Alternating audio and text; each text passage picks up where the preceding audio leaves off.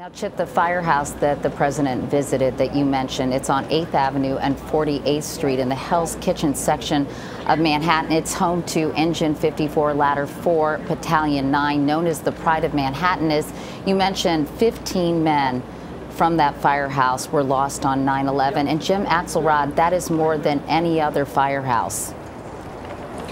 Yeah, we spent the day there Monday, actually, Katie, and the emotions that were on display at Engine Company 54, Ladder Company 4, I think really reflect the way first responders throughout the city feel.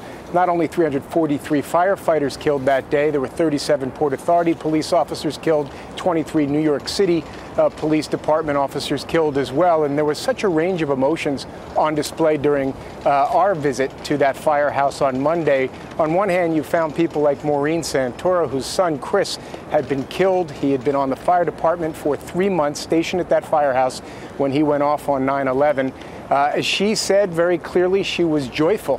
Thought it was a joyous day that Osama bin Laden was no longer walking the earth. But as we talked to some of the firefighters who were working back then, obviously not on that day, at Engine 54, Ladder 4, we found a wider range of emotions. First of all, they're still very much on the front line. This is the firehouse that responded when Faisal Shahzad tried to blow up Times Square last year, and they were mindful of the fact that the killing of bin Laden would probably mean more threats and up the danger that they would be on the front lines of responding to. But you also found complicated emotions, such as a firefighter named John Fila, who actually switched shifts with Chris Santoro that day.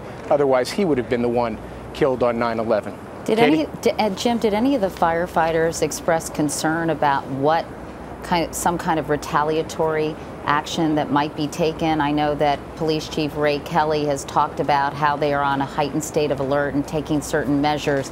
Did you hear any expressions of concern along those lines? Absolutely, Katie. In fact, to a man, when we spoke with them, the first thing we would hear was, of course, gratitude expressed to the Navy SEALs. And then right after that, they would all sort of look at us and say, hey, we understand what this represents. Our jobs just got a lot more dangerous. Of course, the most fitting thing that happened to us during our visit, Katie, was that in the middle of interviewing these guys, the bell went off, they hopped on the truck, off they went. These guys don't even get a chance to dwell on the emotion in many cases because they're off to work. Katie?